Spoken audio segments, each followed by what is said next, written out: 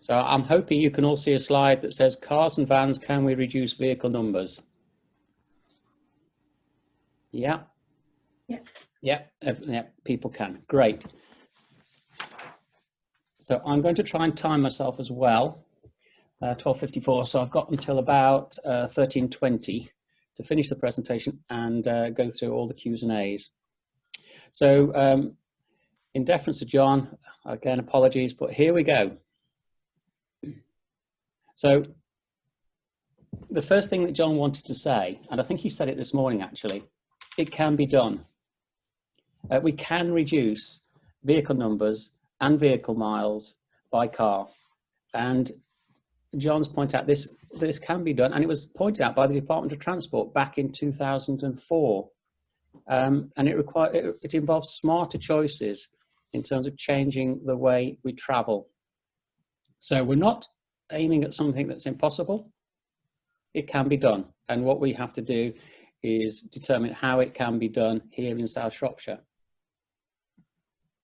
And it has been done. This slide is not in England, unfortunately.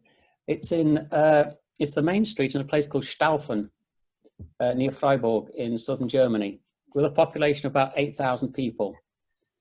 For reference, Ludlow has a population of about 11,000. Staufen has a car-free centre.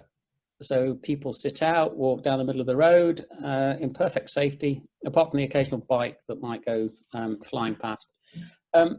It's totally integrated bus and rail, and it has a thriving tourist economy, along with successful independent retailers and cafes. So one of the myths that John is constantly trying to debunk is that businesses have to have cars driving past the front of their shops in order to exist and to make a profit. They don't. In fact, making your streets safe for people and encouraging the full use of the street and the pavements actually brings people into places. And so it's a misconception that needs to be addressed if we're going to actually make the progress that we need to make. So John's session is on cars and vans, and he hasn't put it in there, but heavy goods vehicles as well. But let's stick with cars and vans for the moment. And we need, as you said this morning, that slide he put up about change, improve, and whatever.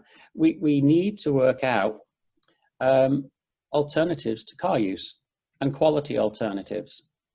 And one of the problems that we have, and they're listed on this slide, you will probably recognise this is a photograph of Shrewsbury bus station, and it's taken on a Sunday, and it's all shut up, and there's not a soul in sight. And by the way, I understand that there are proposals to actually demolish the bus station altogether and move to out of town bus terminuses for park and ride and whatever. Shrewsbury is a tourist centre in its own right, and closing the bus station on a Sunday seems to me a means of stopping people getting to Shrewsbury from outside Shrewsbury and spending time in it, spending time around the shops. And it's all about the image of public transport.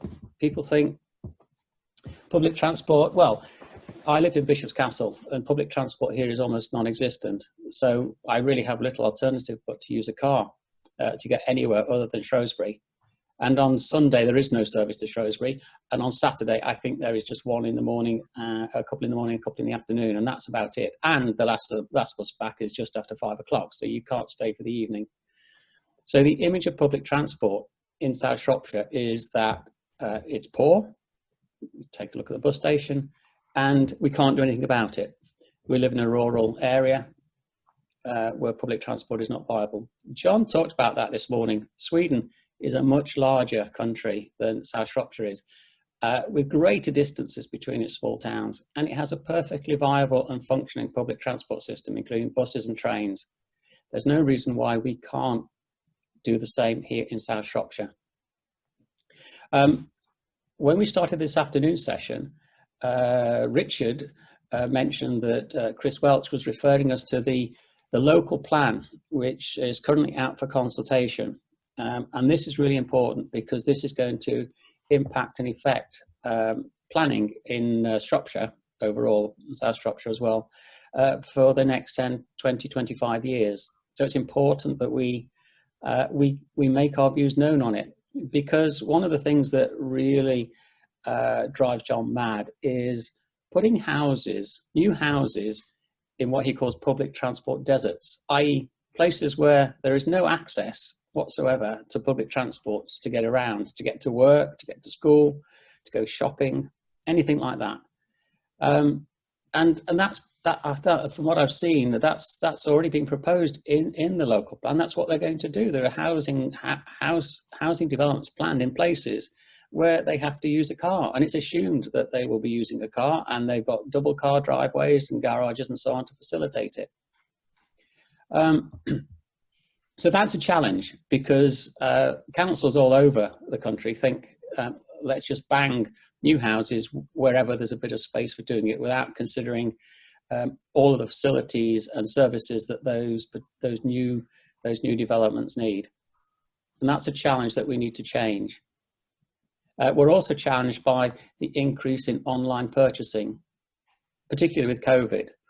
And I'll put my hand up. My wife and I have started to use Tesco's online deliveries to save going into the supermarket to buy our groceries.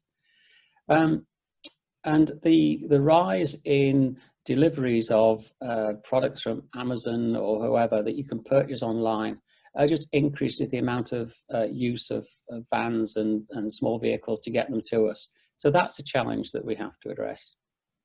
And finally, the lack of infrastructure that a good public transport system would need. The good news is these can all be overcome. And on his next slide, John mentions a few ways in which we can handle this. So these are things that could be put in place in the Ludlow constituency. For example, e-bikes. I was in London last October, and I was really surprised at the number of these going around. And I was amazed, first of all, how people could actually cycle something that looked like that, where the front wheel was like several feet away from the handlebars. But e-bikes with the ability to carry cargo like this are a way in which you can get goods into and out of pedestrianised areas.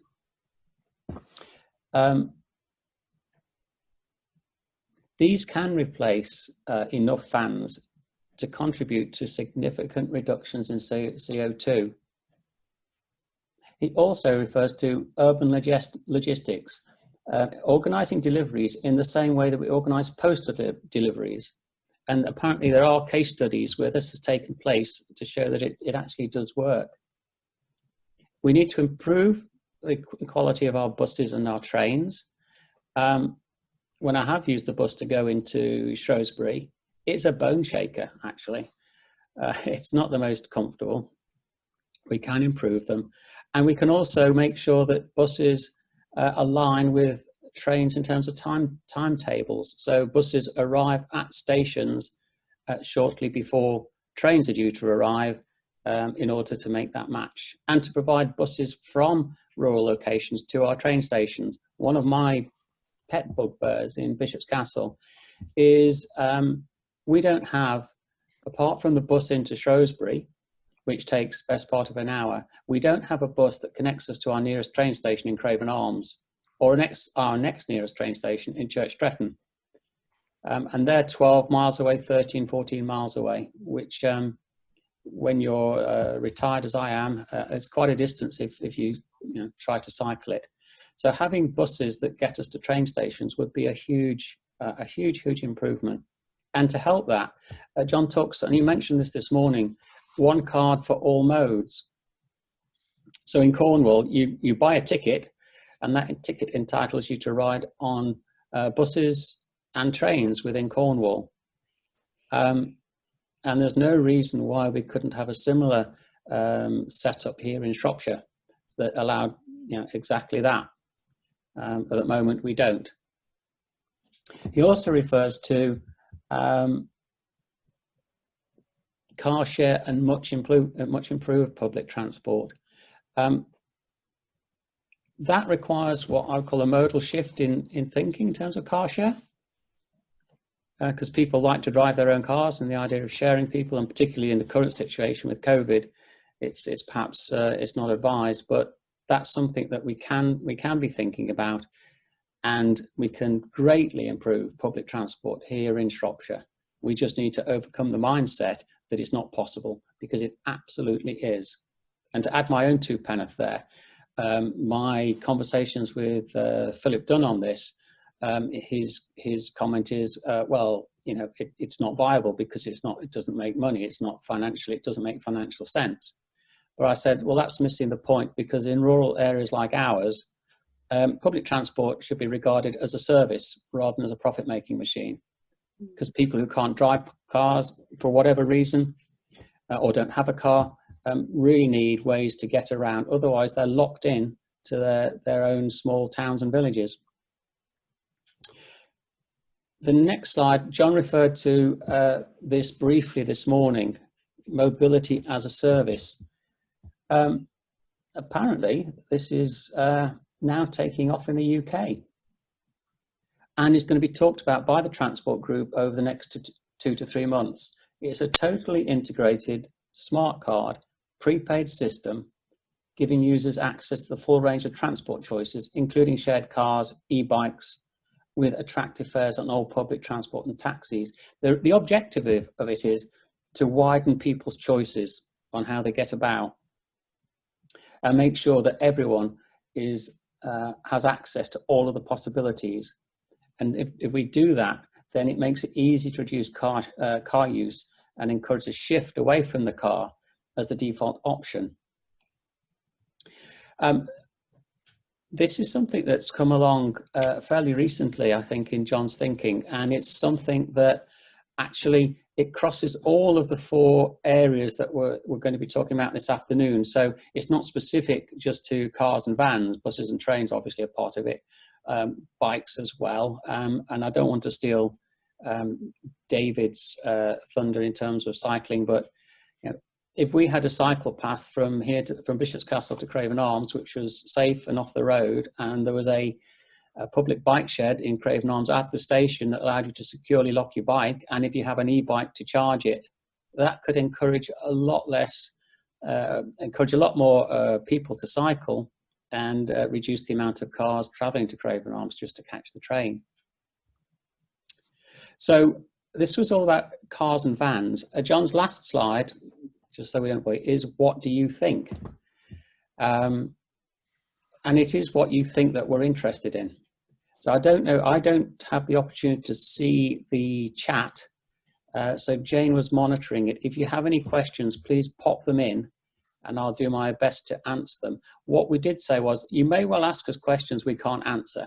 And if we can't, we'll say so. But what we will do is take a note of all of the questions that people ask, and we will get back to you once we have an answer to them. So rather than just guess now, we will research and get back to you. Okay, so that's myself finished. Are there any questions, Jane? There's one question, which is Chrissy Verdon would probably like to ask you herself. Okay. Is she there? Hello, just unmuting and yes, here I am. Oh, I can see you. We want to look in Clarnett at a car share system, because a lot of people are going either to Ludlow or Craven Arms. We have, as you may not know, but actually virtually no public transport at all. I do know. And but we have failed so far to find any kind of good system, because we don't think it can be particularly difficult to get something off the ground if, we would have takers if basically there's some app or website or, I'm sure somebody's done some thinking about it. I wanted to know what you thought. I think given the complete lack of public transport, I think there's one bus goes through Clun, isn't there? Goes to Ludlow. On Monday, Fridays. Yeah, one bus. That's it. I think something like a car share to get you to Craven Arms would be a great idea. How you actually implement it, that's the question. And that's the kind of thing that the next 6 months or so between this conference and the next one in spring, we'll be looking at if somebody like you has an interest in that particular aspect and wants to get involved and engaged with it and work out what might be a solution. Okay. I think that would help. I think getting proper public transport going through Clun would also help a huge amount. Thank you. Okay. Okay, and the next question, sorry, I've lost my place on here.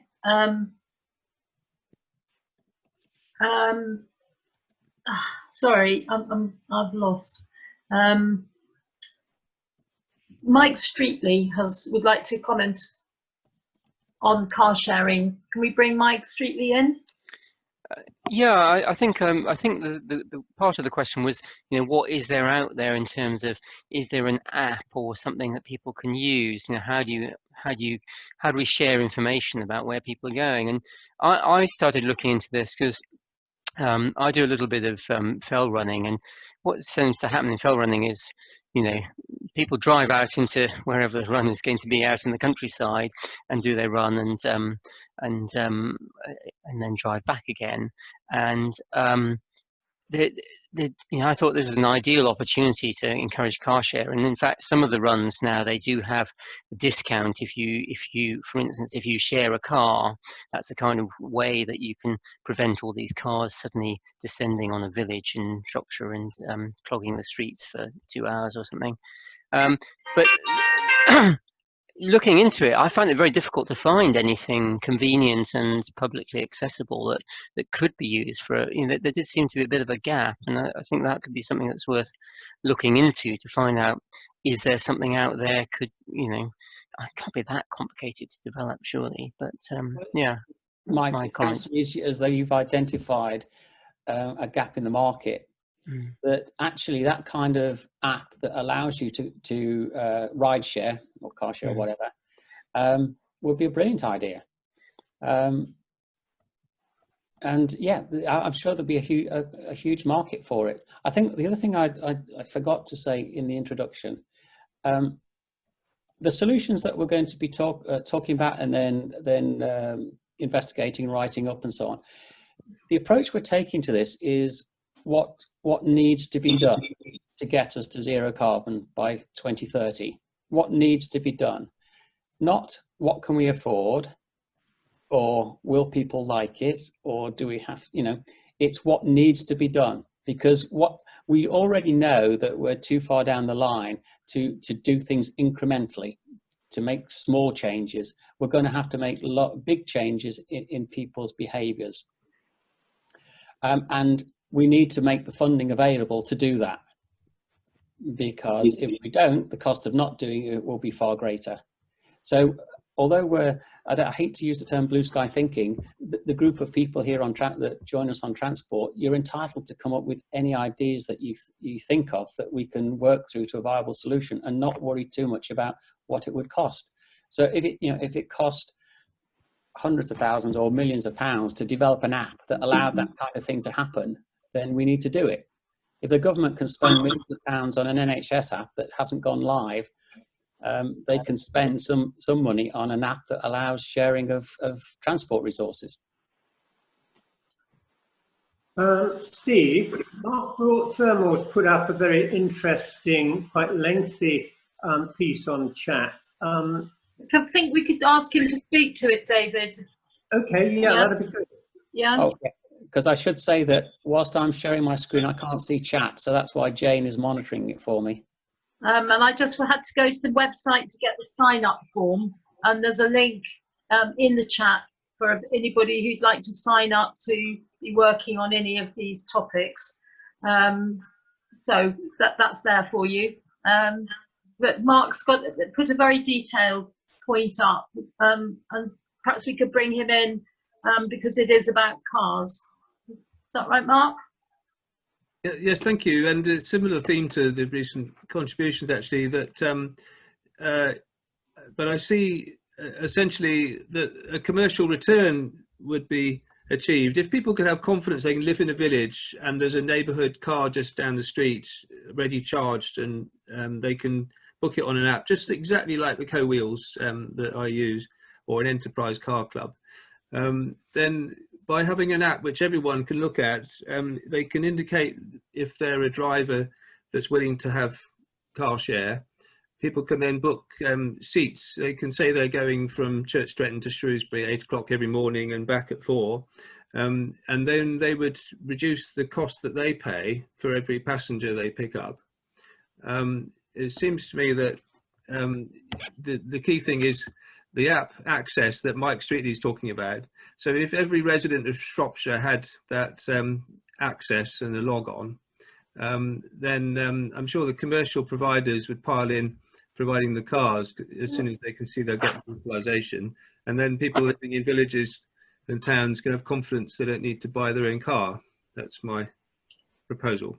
Can we bring Chris Welsh in on this, because she's got two very important points to make about this. Chris?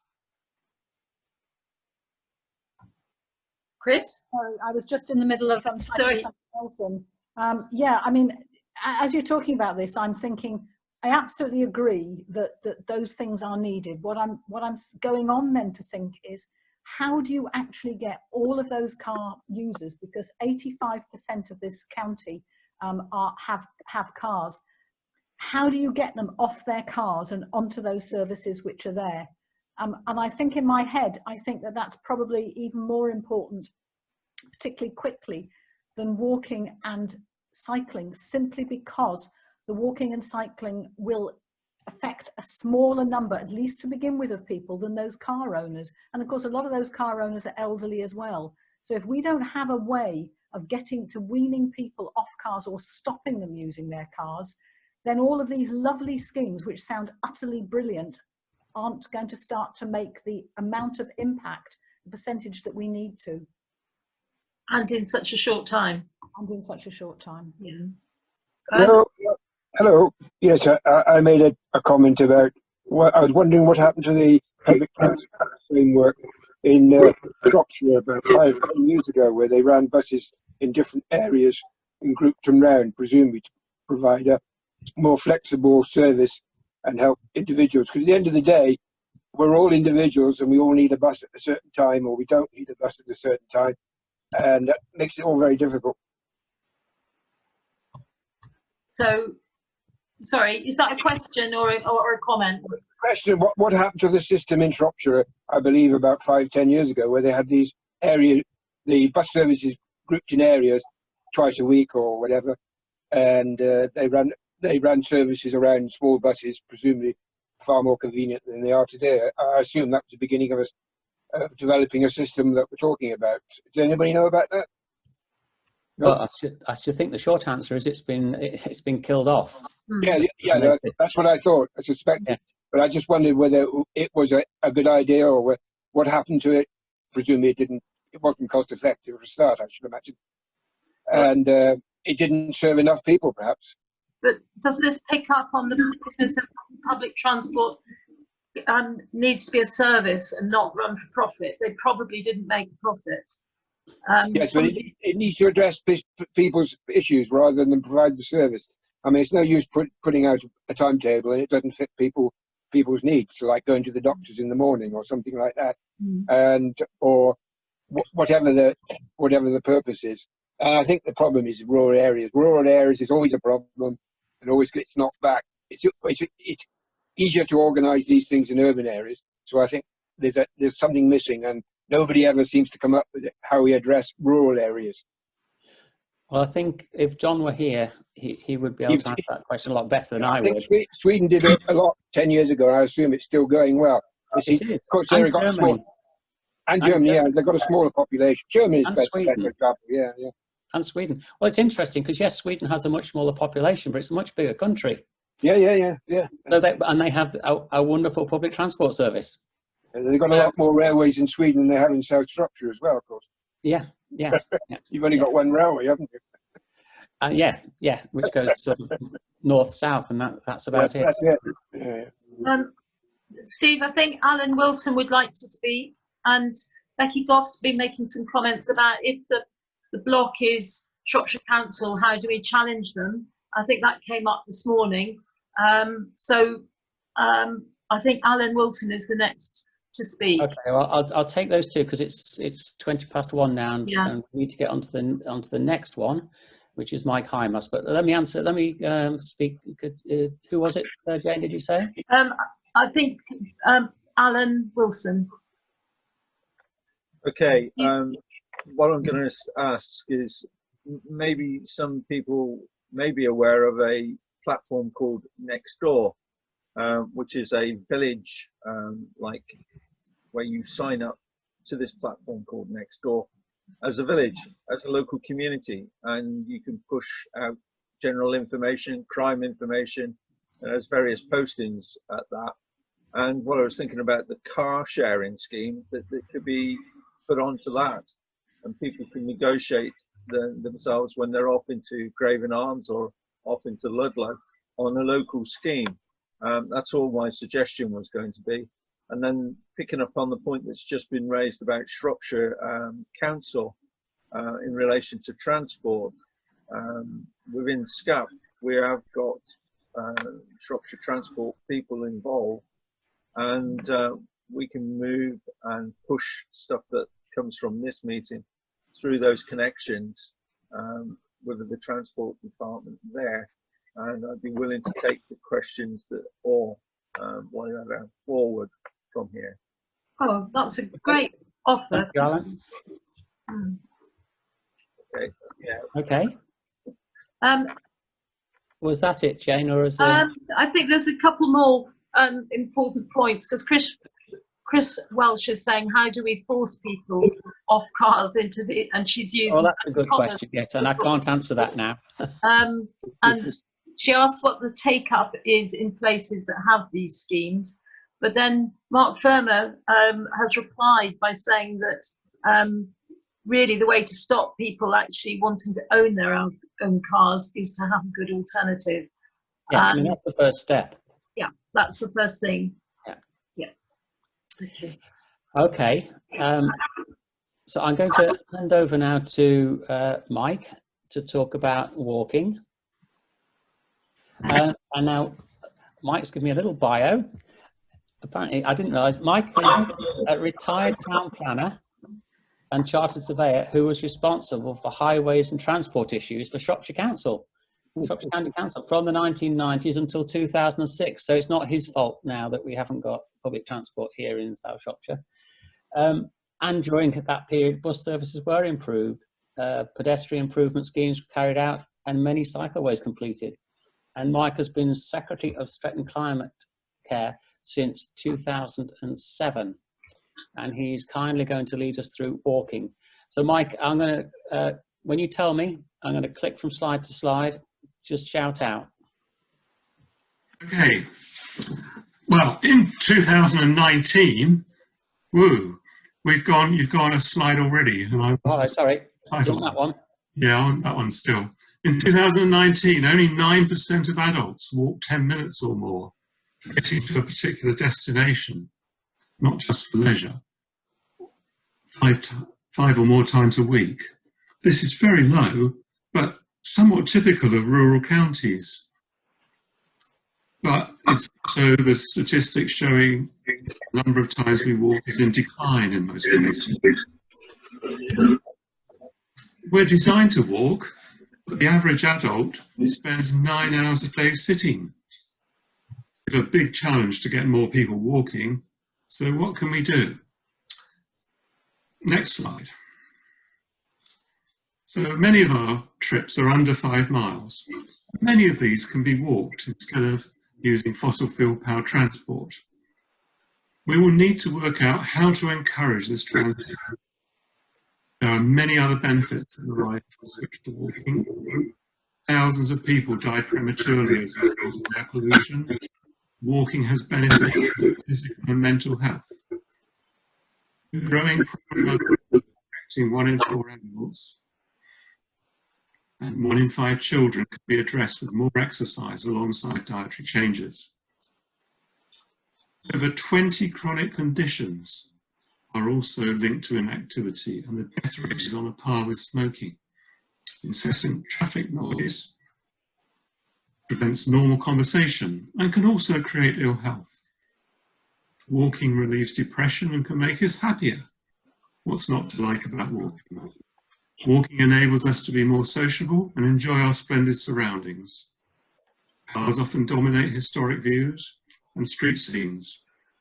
With parking on footways, walking is often impeded. This view of King Street, Ludlow, pre-COVID-19 looks fine, until you realise this is not usually a pedestrian street, and cars and larger vehicles are not excluded. This is a potentially dangerous environment for pedestrians, particularly children. The pros and cons of excluding traffic in this street have, of course, been debated an awful lot.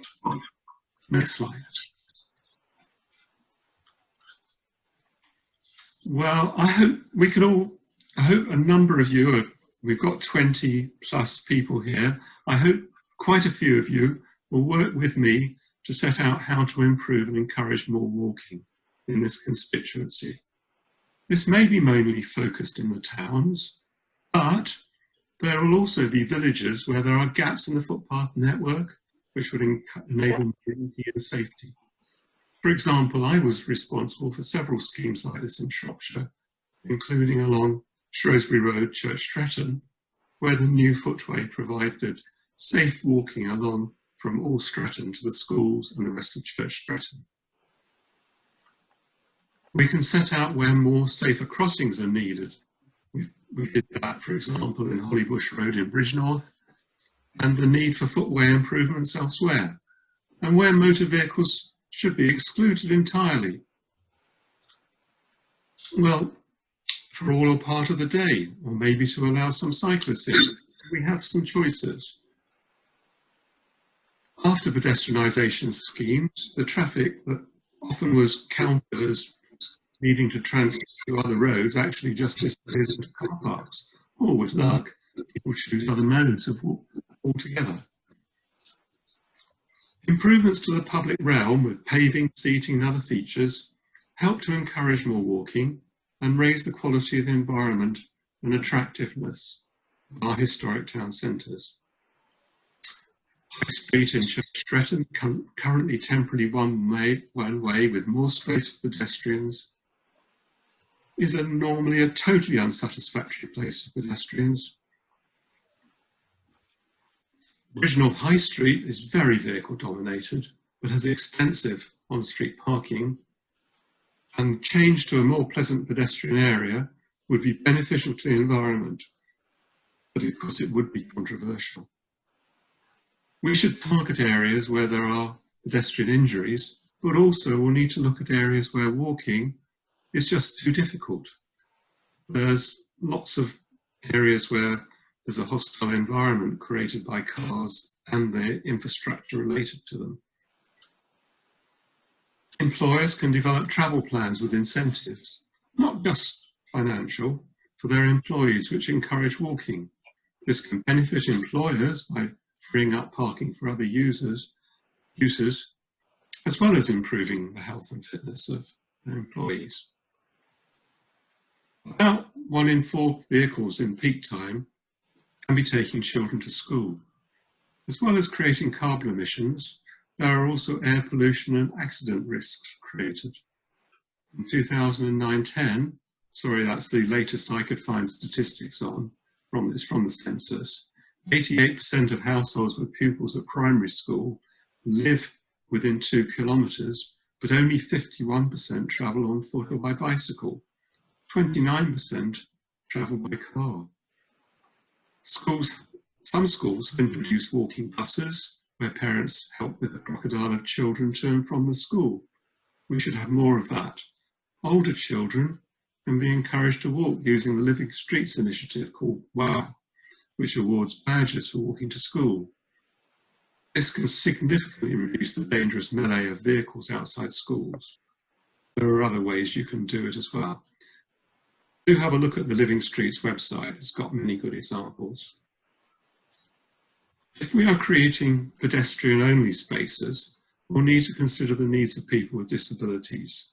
These vary a lot depending on the disability in question. For example, people with visual disabilities need delineation of safe routes and trip hazards. People with limited walking ability may need a convenient, dedicated place to park their vehicle and proceed by a mobility scooter. The prospect of e-scooters on footways and pedestrian areas is of particular concern for people with visual disabilities. Consultation with users is the only way forward to work out exactly what is the best way forward. Traders and residents in areas where vehicles are to be excluded, but also have concerns about access, and this all needs to be worked out. Different types of traders will be affected in different ways by such schemes. It often takes 12 months or more for the benefits to be realised. Next slide, please. To address global heating, we need to curtail carbon emissions urgently. Transport is our largest source of carbon emissions, and urgent action is needed. We've been too half-hearted so far. Encouraging walking is part of the solution we'll need to tackle this problem. The schemes that get majority support often create a vociferous minority opposition. That makes it appear there's hardly any support for a proposal. It always needs a steady nerve in this process. We have to recognise that councillors who look at these things need to get re-elected as well. So we need to make the case and be prepared to restate it. Drivers and pedestrians take time to adjust to change, and in the short term, problems can arise as a result. Short-term experiments can be very misleading. Working together, we can set out how walking can be a part of the solution to achieve net zero emissions in this area. Now, here comes the important sales pitch. We can't do it on our own. I hope you can join me or one of my colleagues on transport to work with us on a handbook to achieve zero carbon emissions. To volunteer, you can either type your name, contact details, email and telephone number into the chat, along with a particular transport theme you want to join. Or if you want to keep more private, you can click on the link, the original sign up that you found in chat, to sign up via the website where you first registered for the conference. You will then be contacted by one of us in the next week or so. We can't do this without your help. So please, please, please consider joining me over the next 6 months to see what we can do to make net zero emissions from transport a reality. Thank you. Thank you, Mike. That was really good. Just one comment, really, in terms of you mentioned getting majority support. I remember when wearing a seatbelt was made compulsory. There was a lot of people moaned about that. When smoking in public places was banned, there was a lot of moaning about that. So there are things that were unpopular at the time that people just accept now. So I can't see that would be an overriding obstacle that would stop significant change. It can be done. People have done it. Steve, can we bring in Alan Wilson, who's using the raised hand symbol? Yeah, of course. But also Chris Welsh has got a really important point to make as well. Okay. Thank you for that. Mike, with your experience in putting these schemes together in the past, how do you find with pedestrianisation for those sort of places there where you introduced it, the reaction from the traders, because they're the most vociferous when you start to put this into place? The public are very much in favour of it because they can see the safety aspects of it. How did you manage that side of things? Because that's what's going to be needed for this sort of approach, isn't it? Well, sometimes I felt fortunate to be an officer and not a member. But basically, we have consulted with the public and we've set out a scheme and we've got an overwhelming support for it. But nevertheless, there will be traders who are very concerned about the change that takes place and the impact on their business and the impact on delivery systems. And we need to have a dialogue on that. Many of the changes have ended up with opposition from traders, despite all the discussions, and we've had to hold our nerve and do it anyway. I mean, you have to think that the scheme in Shropshire I worked on was in the 80s for Pride Hill in Shrewsbury. We had 2 lanes of traffic going up the hill and people were hit every day by bus mirrors and things like that. And we still had to have a public inquiry opposed by traders to try and institute a pedestrianisation scheme, however sensible and obvious it must look like. So I'm afraid sometimes the last scheme I worked on was in Oswestry, where we pedestrianised Cross Street, and that was a 3-day public inquiry because of opposition to traders and some local residents. And I'm afraid you have to grit your teeth and go for it, in my view. But we had unanimous opposition from all 3 local councils at that time as well. Yeah, I mean, it's the resistance to change, but it's equally the resistance to change to move away from the car as well. We've got now to convince people to walk. Okay, thank you for that. The next person is Chris, and then Mike Streetley after Chris Welsh. All right, thanks. Thanks, Mike.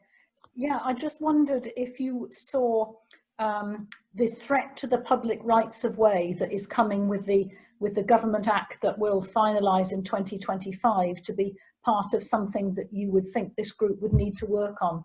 So I'm talking about making modifications to the definitive map so that paths that people currently walk on, if they are not listed on the definitive map, then any ability to claim them as rights of way will be lost on the basis of historical evidence, and it will actually cut out vast numbers of routes that people currently walk on, and maybe to, you know, linking places up, but which aren't actually on the definitive map. Those routes are going to be lost to the whole country, not just this county. So I wondered if you saw what are known as DMMOs, definitive map modification orders, as something that you would feel that is needed, is an action that's needed. Well, I'm not an expert at the rights of way map, but it seems to me that we need to try and spur people on to claim all the walks that footpaths are not on the map already, and push that on. And maybe I don't know enough to know whether that can all be done by 2025, but certainly it's an important part of the process. Whether that has a lot of impact, would have a lot of impact on carbon emissions, I'm not sure. Okay. Alan, did you want to come back on that particular point?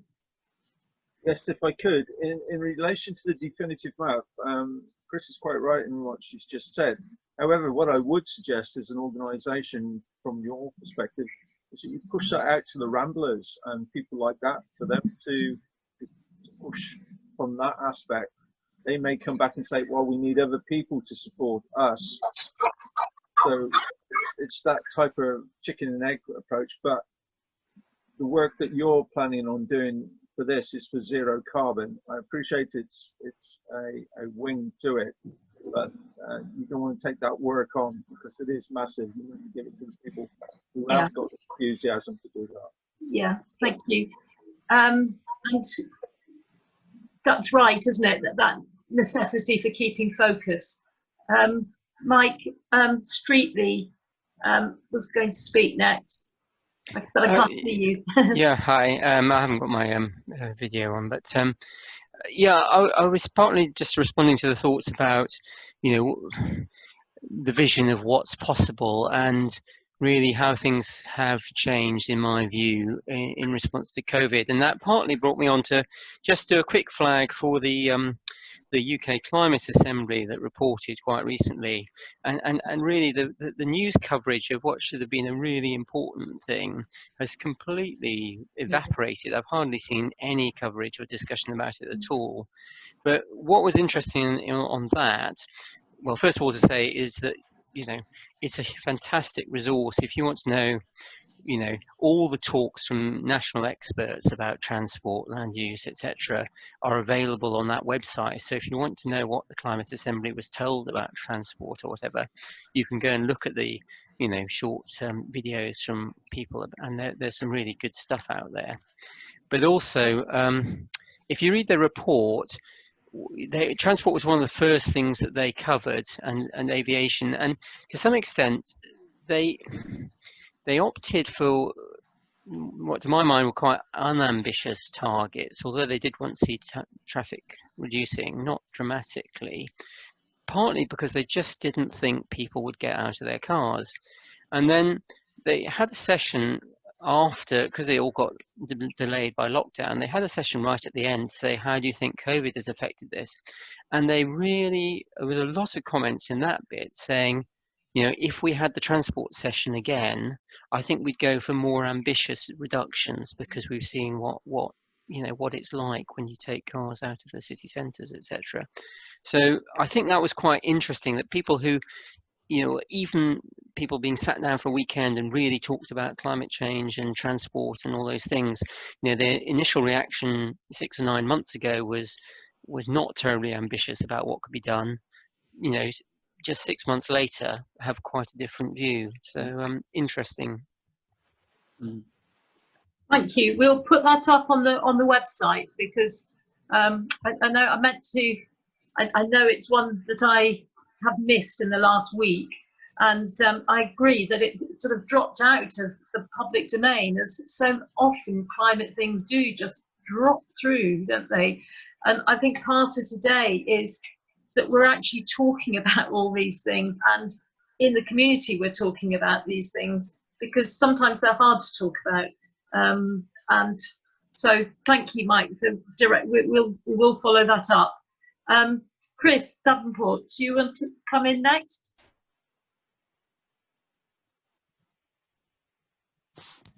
Well, about the question I just asked, actually, Yes. I know the Dutch, I've been to the Netherlands many times, the Dutch have enormous experience about reducing car use and getting people to walk and cycle more.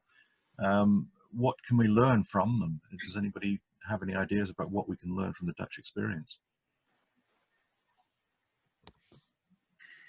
That sounds like a research topic. Just one comment on that as a funny aside.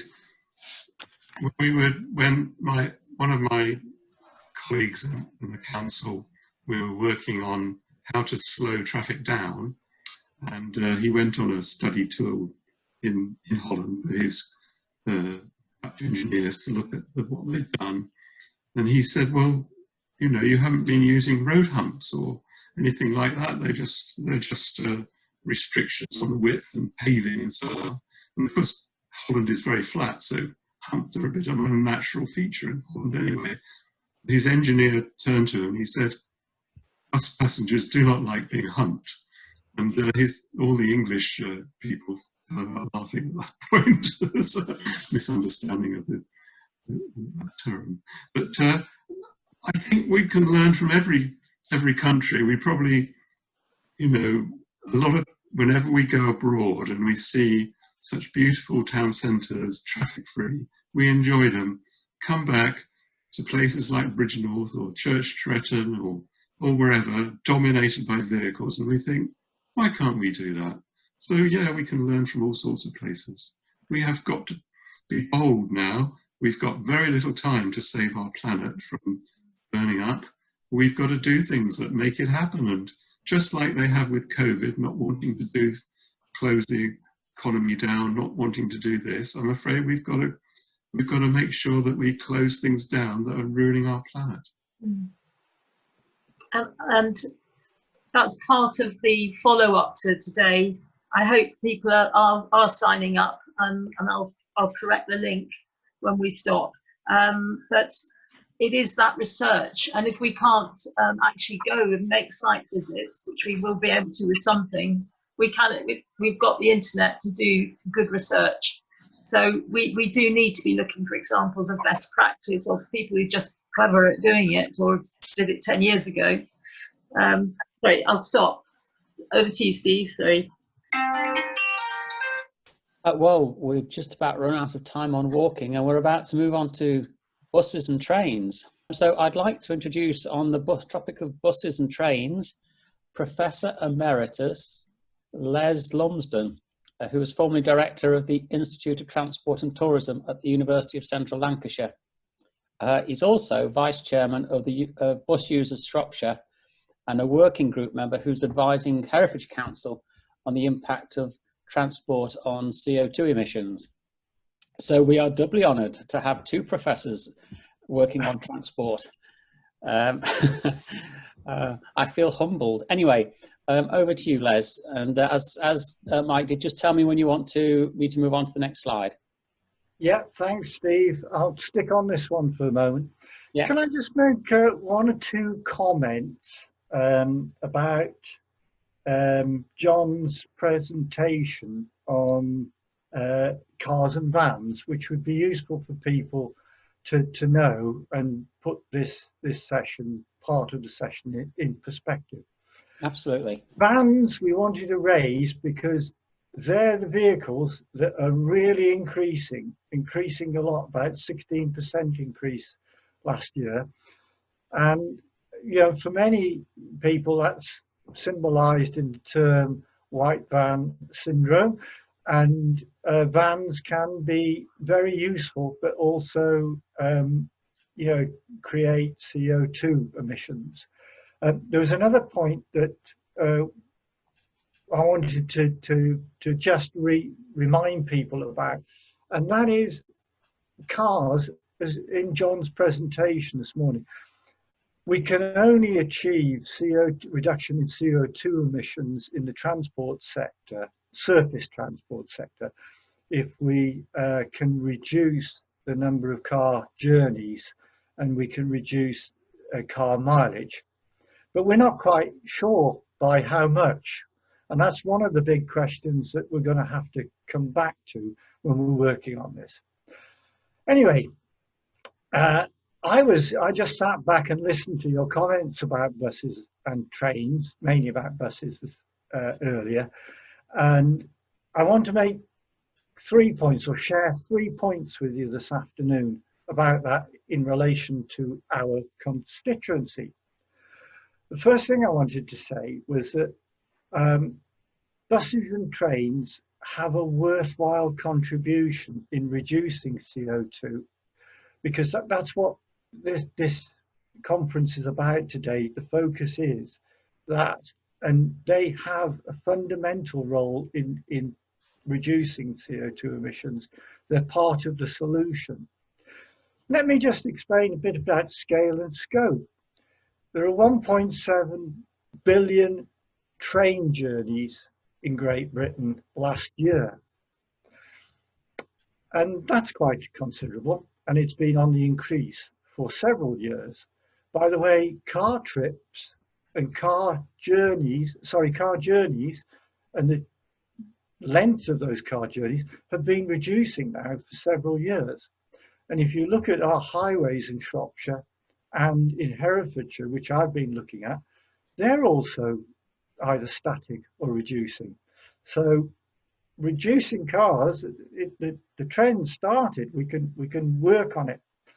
And when it comes to buses, unfortunately, the mileage and the journeys buses are making are still reducing. Although in Great Britain, we're talking about 4.5 billion journeys, which is a significant number of journeys. These are whopping statistics. When it comes to our patch, I think it was Alan who mentioned this before earlier, we only have one key railway, that's the Marches line, and we have one branch line running into Mid Wales, and we have one steam railway steaming into Bridgnorth, and one funicular in Bridgnorth. So the rail network actually doesn't give us a great deal of scope at the moment. So we'll be talking mainly about buses. But why, you say? You know, I think walking and cycling is absolutely, you know, one of the key elements called as the solutions.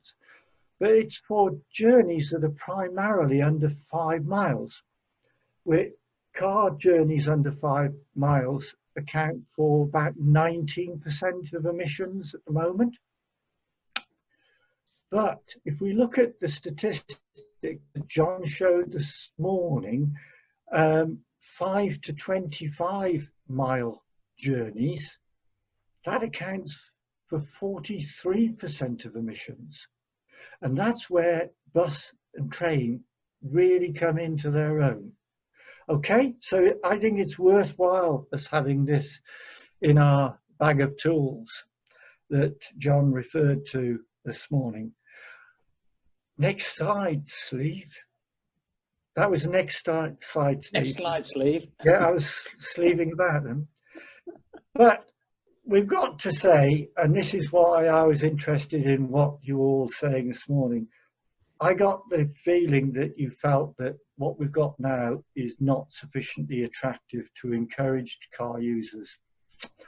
And I just want to go through some of the reasons so that, you know, we become miserable in this part of the session.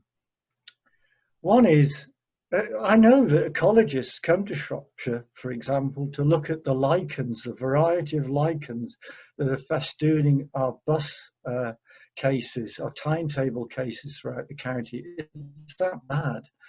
I know that even when we put infrastructure in to assist buses in our area, in our constituency, we haven't done that correctly. This is old Smithfield on the picture here in Bridgnorth, and the bus bays are too small for all the buses to get in when they come and meet and greet and go back out. The bus shelters are too small for passengers to get into when it's inclement weather.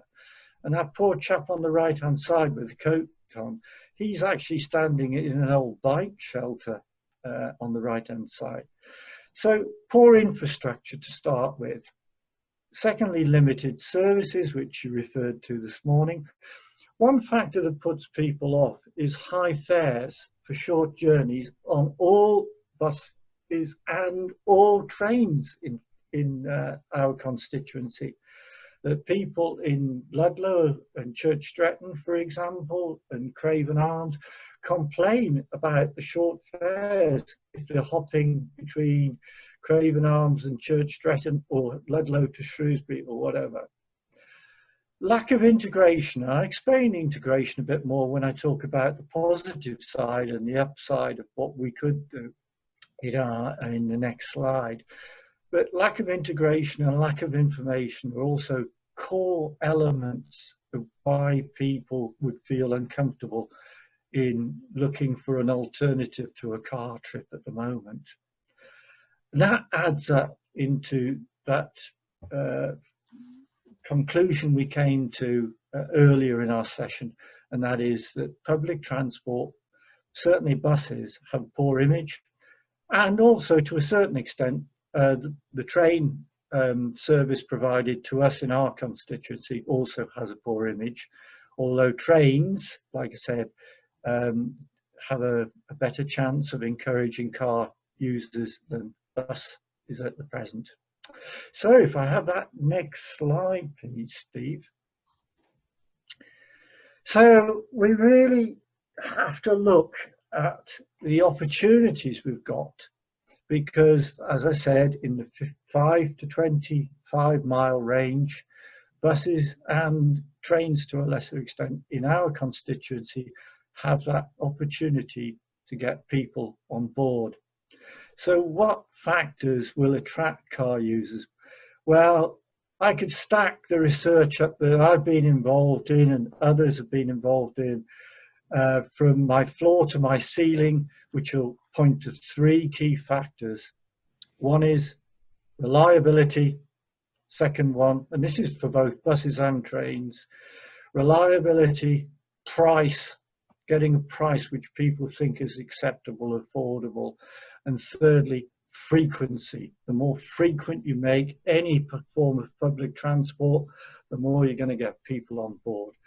There are other places as well.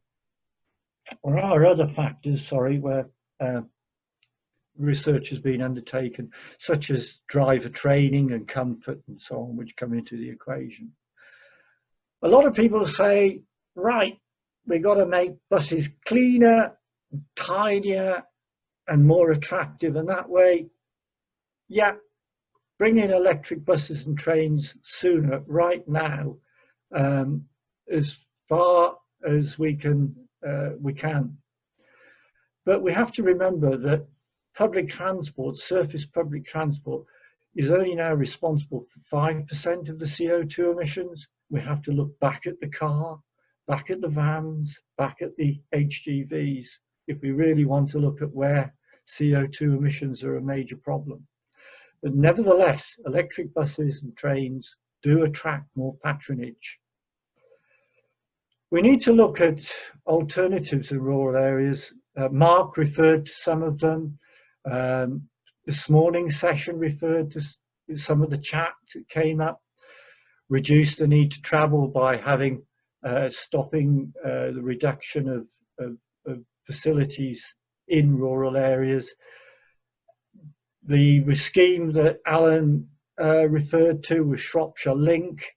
It had a great deal of potential. It had some major problems.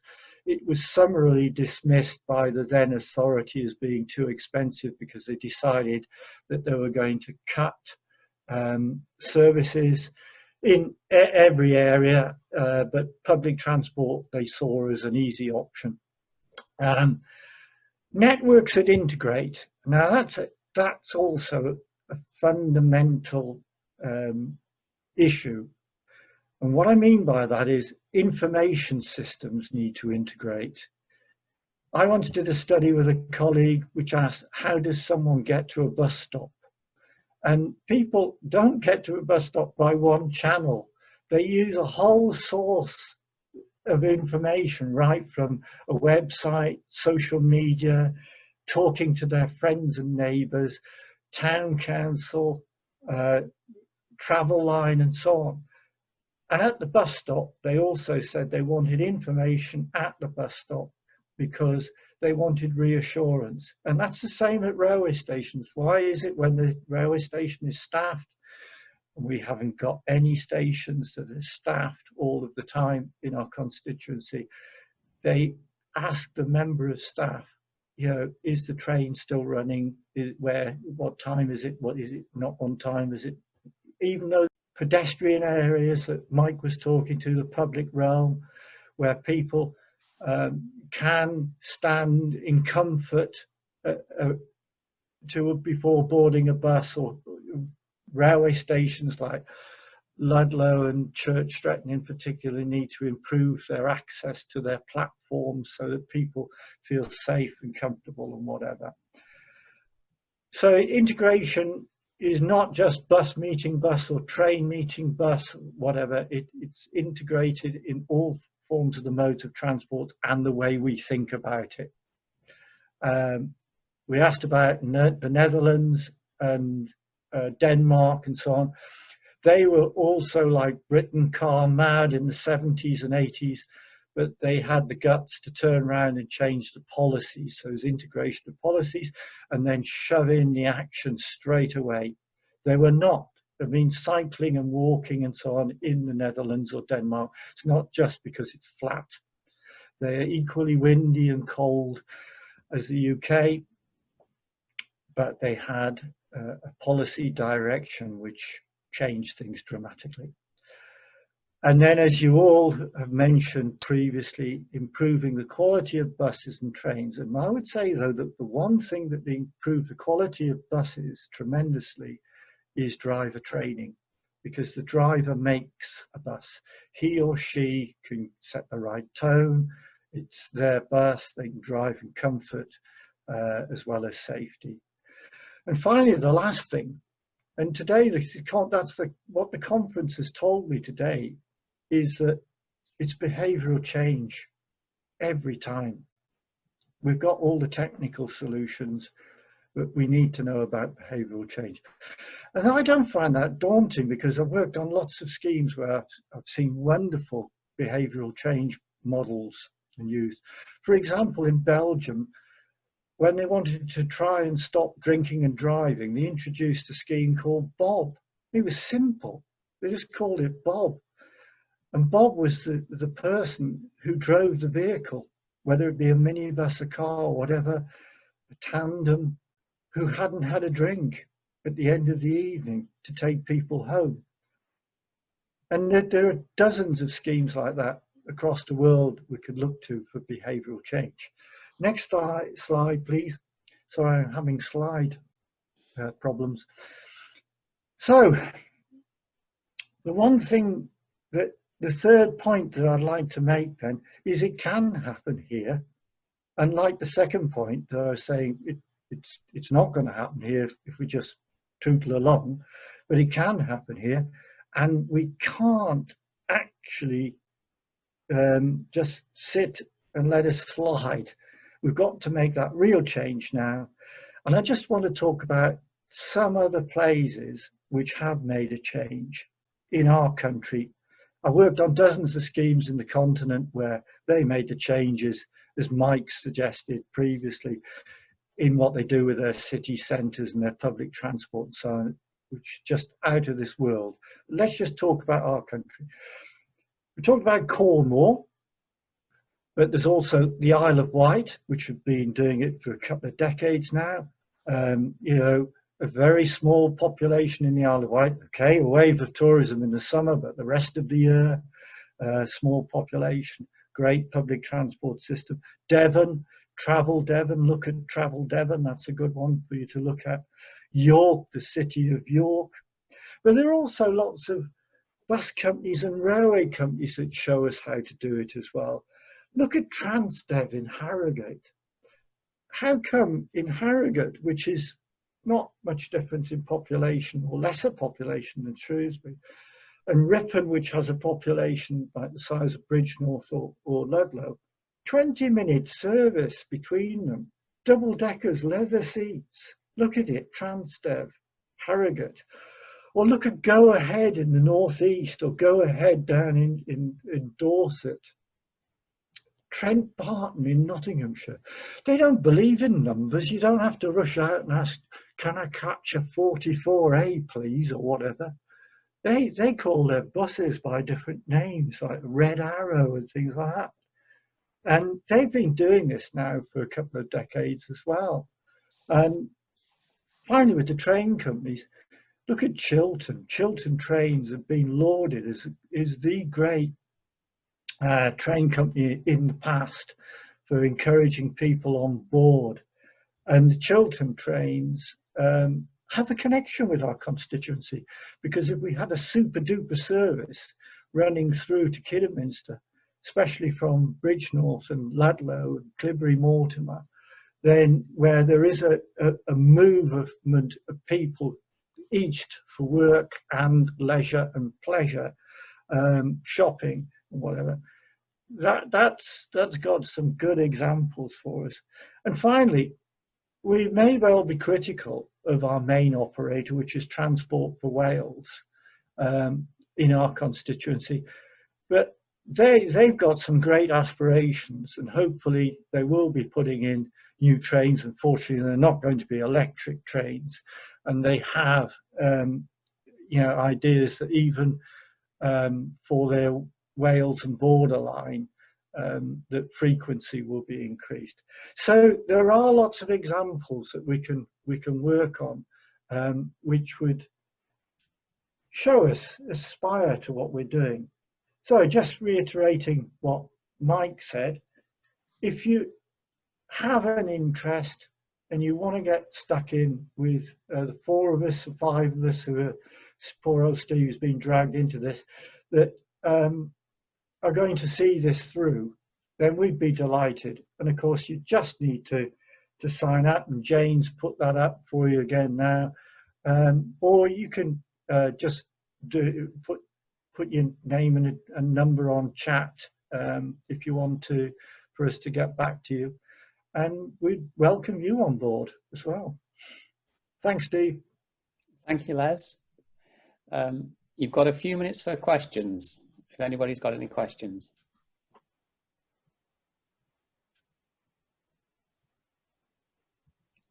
Alan, looks like he's raised a hand. Yes, please. Les, were you ever involved in any change management? Alan, sorry, we've got people. Can we just bring in the people who've been waiting? Yes, by all means. Sorry, I was muted, but Simon wanted to know what capacity buses tend to run at in Shropshire.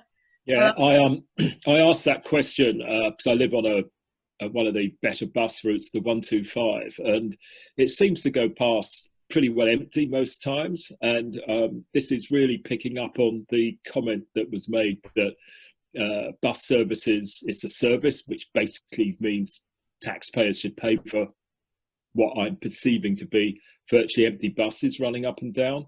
And I just can't see how that makes any sense. Yeah, that's a common question I get, Simon. It does make economic sense in a strange way. And that is that you provide the vehicle to meet a peak demand in the day.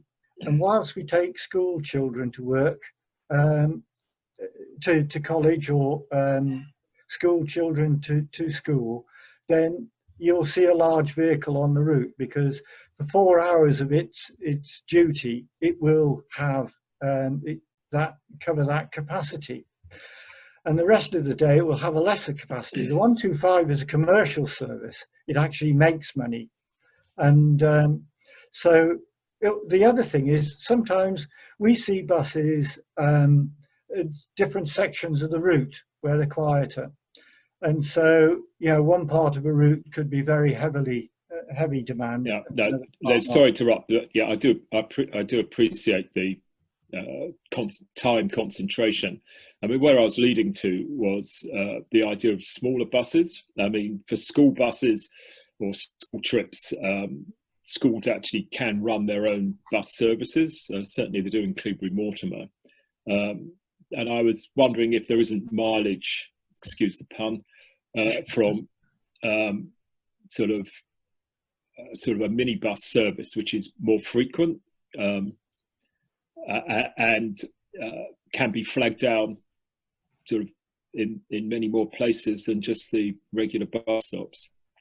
Yeah, evidently the research to date shows us that it's only a minimal saving with some of the more modern vehicles, like you will see on the 125 service, that if you use a smaller bus, then okay, there will be some savings in fuel consumption, but very little other savings elsewhere. And so bus operators tend to actually want to have that flexibility to cope with peak demand. Peak demand for most services after school, and this is the same happening for car travel as well, and that is most journeys now are not for work. They are for leisure and for shopping. And the peak for the bus network is leisure and shopping trips once the school journeys are over. Can I jump in there? Because we've got more people and time. I've got Denise waiting and Alan waiting, but Michael Cheshire's got a very different point, I think. So can we bring Michael in here, please? Thank you, Jane. Thank you, Jane. I've got a general point about this afternoon's presentations in total, rather than this particular one, because I know we've been talking about car share, walking, buses, trains, cycling. But most of the discussion so far today has really been what I would call socio-political, with little discussion about technology. And I think that South Shropshire has an opportunity to develop innovative transport technology and therefore to create jobs. We must remember that going back to 1975, Bishop's Castle was the birthplace in the UK of anaerobic digestion technology. And this has now become the norm for the treatment of source segregated food waste. I am an engineer entrepreneur, and by the way, also a visiting professor, but that's by the by. And during lockdown, I have been researching the feasibility of producing green hydrogen vehicle fuel from off-grid renewable electricity. And I know we're short of time, but I could share my screen with you and to show you what I'm looking at, if that would be helpful. Steve's in charge. Steve? I was going to say, we're running now into David's cycling bit. Okay, I understand. So I won't share my screen then. But the potential for producing the green hydrogen vehicle fuel can be done on a small scale. And most hydrogen technology discussions today are about producing it on industrial levels, about hydrogen networks, etc. But we've heard today also the issue that we have with Western Power of having challenges with regard to electricity connections, and the challenge also with hydrogen, about hydrogen networks. But if one produces green hydrogen vehicle fuel from off-grid electricity, one could do it entirely using DC electricity and therefore not be connected in any way to the mains, and then have a network of individual fuel stations. This technology could be developed from a small scale, from bottom up, in other words, and not from top down. And I think that rather than concentrating only on the socio-political aspects of the climate change issues within this constituency, we should also be looking for opportunities where businesses can develop, which can actually be real game changers across the country and across Europe. Could I say, I think you'd be a great person to join us and feed those suggestions into the solutions. Okay, I will do. That would be fantastic. And I would also say, for those people who put questions, we do have to move on to cycling now, or David won't get a chance to speak on that. Okay, thank you. But all your questions are being noted and saved and will be answered subsequent to this afternoon, because we won't have time to get through them all, but we will pick them up and get back to you if we have your contact details. Okay. Lovely. Okay, so next up is David Curran.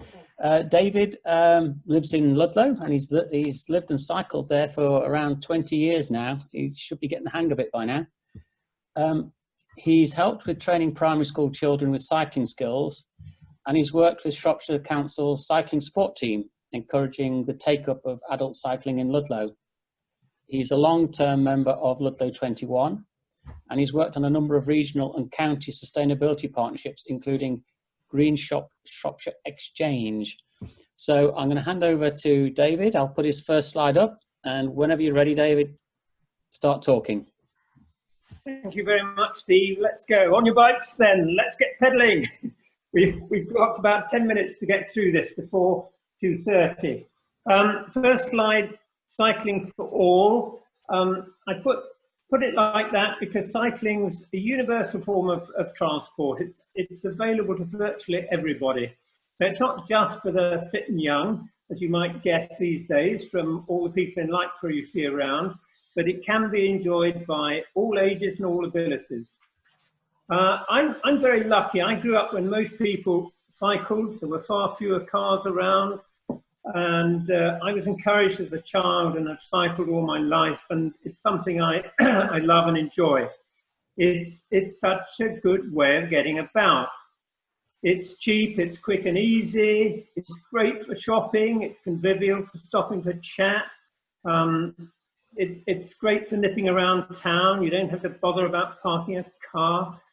And it's a lovely way to see the countryside, and it's especially nice if you go abroad and you want to really see a foreign place properly.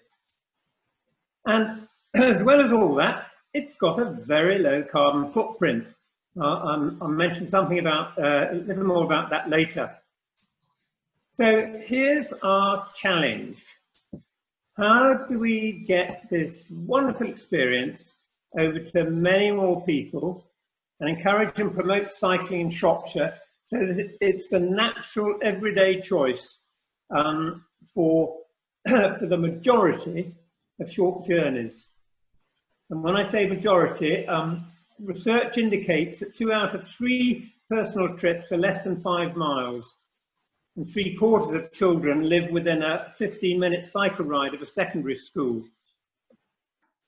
Our government's talked about doubling cycling.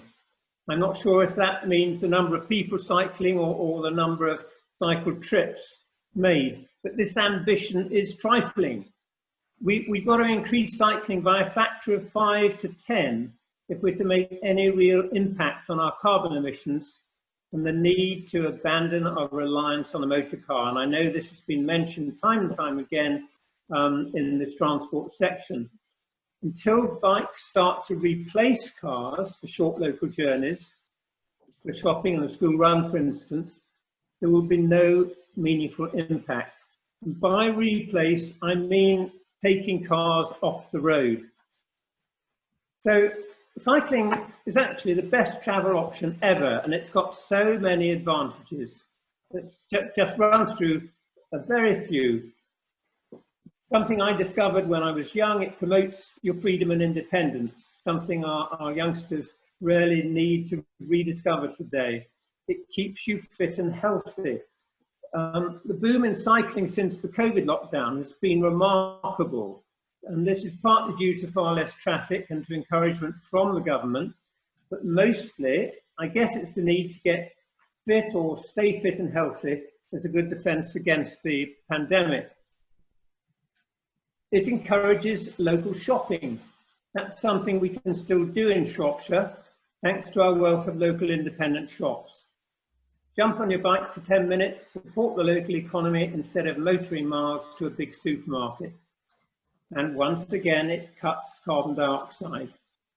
So the objective is simple. We can sell this wonderful travel experience to our local community and reduce carbon emissions at the same time. What a wonderful recipe. So what do we need to do about it? Next slide, please. Steve? Oh, thank you. So, safe roads for cyclists. We can't encourage people to cycle unless they feel safe. And we have to devise a system, a transport system, a road system, where no form of travel is treated as second class. How many of you as pedestrians and cyclists have felt you are second class travellers? Unfortunately, modern roads and towns have been designed around the motor car, and fear of traffic and road conditions is a major deterrent to getting people cycling. Lots of different measures have already been adopted in major towns and cities to improve cycling safety and the cycling experience. Here are just a selection under the general heading of road design and traffic management. This is a big subject area, and I'm just going to skip through it very quickly. Lowering speed limits.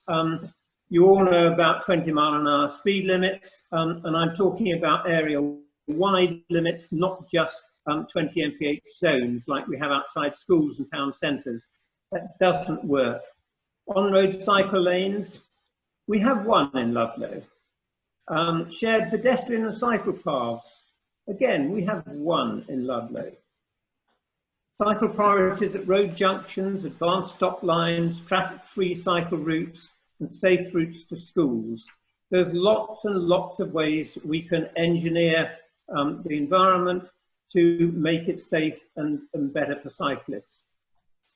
And then when you've arrived safely at the library or the local shops, you need somewhere secure to park your bike. So we need loads of good, solid, secure cycle racks. But we have to decide, and this is something our cycling group have to do, what of these measures and interventions are actually most appropriate for rural Shropshire. What's best for us? So there's a lot of work to do here. Next slide, please, Steve. And now come on to cycling with confidence. Apart from the fear of traffic and road conditions, the other major obstacle to cycling for people is lack of confidence and basic cycling skills. And this is something which is often forgotten about and overlooked, but it's crucial. Cyclists need to feel safe and confident riding and handling their machines. And these are skills that can be taught and mastered given time, training and experience. Our Transport Secretary, Grant Shapps, said at a recent committee hearing on the implications of the COVID pandemic, he said he's actively looking at rolling out cycle training for everyone. Don't hold your breath. Cyclists also need to feel confident moving on the road with other traffic. Again, road disciplines and riding strategy can be taught and practiced. Cyclists should know the highway code, how it applies to them and to other road users. And safe cycle routes and prioritization for cyclists at crossings and road junctions, as previously mentioned, play a major part in providing confidence to cyclists. But they are secondary, in my opinion, to riders acquiring basic cycling skills and road disciplines. Next slide, please, Steve. Cycling support services. We need to look at the infrastructure that is needed to support cycling. And first of all, let's look at the kit, bikes, accessories, and clothing. I know a lot of us can get anything we want online, but we must encourage our community to support our local businesses and keep our money circulating locally. We need local bike shops, and we're lucky we've got some good ones around here that carry a range of machines suitable for different needs, and they need to stock cycling accessories and clothing as well. We've already had mention of electric assisted bikes. This is a great innovation in the last 20 years, and it's increased the availability of cycling to a far wider audience, especially relevant in the hills and dales of Shropshire.